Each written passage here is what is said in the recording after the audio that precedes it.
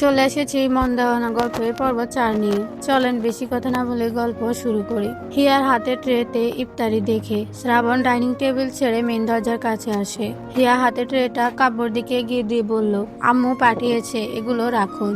কাব্য আন্তরিকতার সাথে বলল, আপু এগুলোর কোনো প্রয়োজন নেই, এত খাবে কে, নিয়ে যান। হিয়া বলল, তবুও রাখুন। শ্রাবণ কাব্যর কাঁধে নিজের কনুই ঠেকিয়ে হিয়াকে পা থেকে মাথা অব্দি পরখ করলো। হিয়া মাথা নত করে রইল, লজ্জায় নাক কাটা যাচ্ছে। শ্রাবণ হিয়ার দিকে তাকিয়ে বলল, ভিতরে এসো বৌজান। কাব্য তড়িৎ চোখে শ্রাবণের মুখ কানে তাকালো, মাথায় ঢুকছে না কিছুই। এর মানে শ্রাবণ এই মেয়ের সাথে প্রেম করে, এর জন্যই তাহলে এখানে এসেছে, একে ভালোবাসে তাহলে। কাব্য যে কি খুশি লাগছে বলার বাহিরে।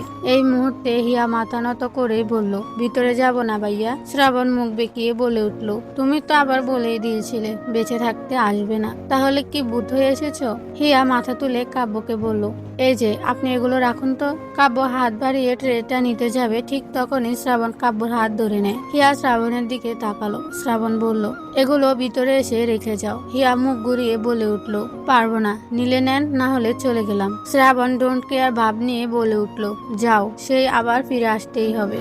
হিয়া রেগে গিয়ে বলল, দেখি সরুন। শ্রাবণ কাব্যকে নিয়ে সরে যায়। হিয়া বড় বড় পা ফেলে ডাইনিং স্পেসে চলে আসে, ট্রেটা রেখে পেছনে ফিরে চলে যায়। শ্রাবণ দরজার সামনে দাঁড়িয়ে পথ আটকায়। হিয়া জিজ্ঞাসু দৃষ্টিতে তাকিয়ে বলে উঠল, পথ আটকালেন কেন, যেতে দিন। শ্রাবণ বাঁকা হেসে বলে উঠল, বৌজান থেকে যাও। থাকার কথা না বললেও তো আবার বলবে যে জামাইজান থাকতে বললো না। হিয়ার আগে চোখ পাকিয়ে তাকিয়ে শ্রাবণের হাত দরজা থেকে সরিয়ে দিয়ে চলে গেল। শ্রাবণ দরজা লাগিয়ে ডাইনিং স্পেসে চলে এলো।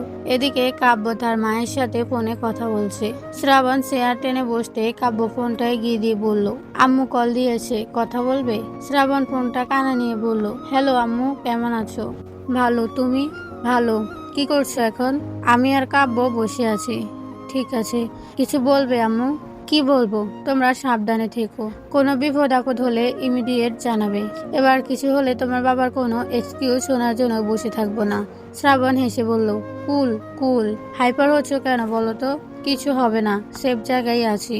ঠিক আছে, পরে কথা বলছি, ইফতার করো। আচ্ছা। শ্রাবণ কলটা কেটে দিয়ে ফোনটা পাশেই রাখলো। কাব্য বলে উঠল, আম্মু তোমাকে নিয়ে যে পরিমাণে টেনশন করে বলার বাহিরে, এত চিন্তা মনে হয় আমার জন্য করে না। এই চুপচাপ খা। ভাইয়া বল। ভাইয়া একটা কথা জিজ্ঞাসা করব? কর। ভাইয়া তুমি সত্যি করে বলো তো, এখানে কি ওই মেয়ের জন্য এসেছো নাকি অন্য কোনো কারণ আছে? শ্রাবণ কাব্যকে বলল, কি কারণ থাকবে, থাকলে তো দেখতি। তবুও জিজ্ঞাসা করলাম। আগের বার তো আব্বুর বন্ধু মনির সাহেব কত ছলচাতুরি করে তোমার উপরে হামলা করেছিল, সেটা নিয়েই আম্মু চিন্তা করে। শ্রাবণ গম্ভীর হয়ে খাচ্ছিল। কাব্যর কথাটা শোনার পরে চোখ তুলে তাকালো। পরক্ষণের আগে শ্রাবণের চোখ দুটো রক্ত লাল হয়ে গিয়েছে।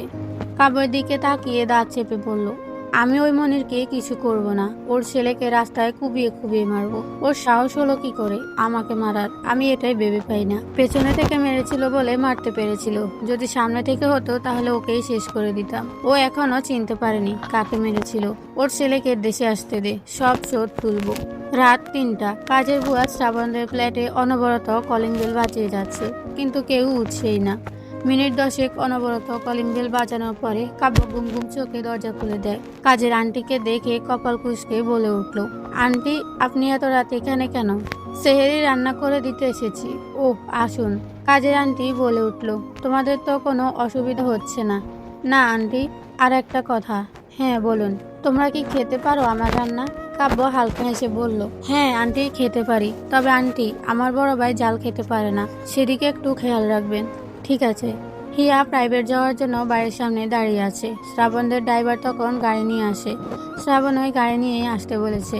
এখন একটা জায়গায় যাবে। হিয়া গেটের সামনে দাঁড়িয়ে ছিল নেহার অপেক্ষায়। শ্রাবণ গেট থেকে বেরিয়ে দেখতে পায় হিয়াকে। এরপরে হিয়ার সামনে দিয়ে নিজের গাড়িতে উঠে বসলো। হিয়া শ্রাবণের দিকে তাকালো, মনে মনে ভাবলো, মার্সিডিজ গাড়িতে যখন যাওয়া আসা করে তাহলে বেশ বড়লোক ঘরের ছেলেই, না হলে কি এত দামি গাড়ি থাকতো?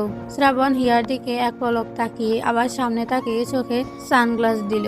আর ড্রাইভারকে যেতে বলল। ড্রাইভার বলে গাড়িটি নিয়ে হাওয়ার গতিতে মিলিয়ে গেল। হিয়া মনে মনে বলল, ভালোই হলো বেঁচে গিয়েছি। এবার আর কিছু বলেনি। যাক, এখন একটু রিল্যাক্সে থাকতে পারবো। হিয়া নেহার সাথে প্রাইভেটে চলে আসে। সেখানে এসে বাহিরে শ্রাবণের সেই ব্ল্যাক মার্সিডিজ গাড়িটা দেখতে পায়। হিয়া নেহাকে বলল, নেহা চল বাড়ি চলে যাই। কেন, কি হলো? রোজা ধরলো নাকি তোকে? রোজা ধরবে কেন? অন্য একটা কারণে। চল ফিরে যাই। এসেছি যখন পড়ে যাই।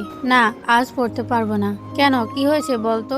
আরে ওই যে শ্রাবণ, ও এখানে চলে এসেছে। কি? এই যে এই মার্সিডিজ গাড়িটা শ্রাবণে, কিন্তু ও এখানে এলো কি করে? কি জানি, আল্লাহ ভালো জানে। এখন বাড়ি চল। না, যাব না। এখানে যখন তো শ্রাবণ এসেছে তাহলে ওকে দেখেই যাই। প্রিয়া কটমট দৃষ্টিতে তাকিয়ে বলল, কি বললি? কার শ্রাবণ? ওই অসভ্য লোকটাকে বলছিস আমার শ্রাবণ? এটা বাড়ি থাকলে তোকে ইচ্ছে মতো মারতাম। দুজনের কথার মাঝে হিয়ার ফোন বেজে ওঠে। হিয়া ফোনের দিকে তাকিয়ে দেখে প্রাইভেট টিচার রিমন কল দিয়েছে। রিমন আরেক দিকে আবার হিয়ার খালাতো ভাই। হিয়া কলটা রিসিভ করে বলল, আসসালামু আলাইকুম ভাইয়া। ওয়ালাইকুম আসসালাম। তোরা কই, আসবি না আজকে? ভাইয়া আসছি, তাড়াতাড়ি আয়। হিয়া ফোনটা ব্যাগে রেখে নেহাকে নিয়ে ভেতরে চলে যায়। প্রাইভেটে এসে রিমনকে স্যারই বলে, আর আপনি করে বলে। আর যদি বাহিরে অথবা বাড়িতে থাকে তখন তুমি করে বলে। স্যার আসবো? হ্যাঁ এসো। এত দেরি করলে কেন বলো তো? স্যার ড্রাইভারের আসতে দেরি হয়ে গিয়েছে তাই। ঠিক আছে বসো। হিয়া নেহার সাথে পেছনের একটা বেঞ্চে বসে। ক্লাসটায় মোট 15 জনের মতো স্টুডেন্ট হবে। এর মাঝে আবার 6 জন ছেলেও আছে। ওরা ওদের মতো আলাদা হয়ে বসেছে আর মেয়েরা এক সাইডে বসেছে। অবাককর ব্যাপার হলো হিয়া এখানে এসে শ্রাবণকে দেখতে পায়নি। নেহাও উকিঝুঁকি হয়ে আশেপাশে দেখছে কিন্তু পাচ্ছে না। শেষে বুদ্ধি খাটিয়ে স্যারকে জিজ্ঞাসা করলো, স্যার একটা কথা জিজ্ঞাসা করব? করো, তবে ভুলভাল কিছু জিজ্ঞাসা করলে কানে ধরাবো। না স্যার, ভুলভাল না। আসলে বাহিরে যে একটা গাড়ি, ওইটা কার? রিমন হেসে বলল, ও ওইটা আমার বন্ধুর। অনেকদিন পরে দেখা হয়েছে। ও স্যার, উনি কি চলে গিয়েছে? রিমন হিয়ার দিকে তাকিয়ে বলল, হিয়া বই বের করো। রিমন প্রশ্নটা এড়িয়ে গেল। পড়ানো শেষ হলে সবাই চলে গেল। হিয়া নেহাকে নিয়ে বসে রইল। সবাই গেলে রিমনকে শ্রাবণের ব্যাপারে জিজ্ঞাসা করবে। এর মাঝে ওদের ক্লাসমেট রাকিব হিয়াকে বলল, হিয়া বাহিরে আয় তো, কথা আছে। ঠিক আছে, বাহিরে দাঁড়া। সবাই চলে গেল। রিমন ল্যাপটপ খুলে বসলো। হিয়া নেহাকে নিয়ে ওর সামনে এসে বলল, ভাইয়া তোমার সাথে একটা কথা আছে। কি কথা বল। কোন পড়া বুঝিসনি? পড়া না, অন্য বিষয়ে বল। ভাইয়া বাহিরে যে গাড়িটা, মানে শ্রাবণ, উনি কি তোমার ফ্রেন্ড? রিমন ল্যাপটপ চাপিয়ে হেসে বলল, না, দুলাভাই হয়। হিয়া এমন কথায় বেবাচেকা খেয়ে যায়। নেহা ঠাস করে বলে উঠল, দুলাভাই বলতে হিয়ার জামাই নাকি? রিমন হেসে বলল, নেহাই ভালো বুঝেছে।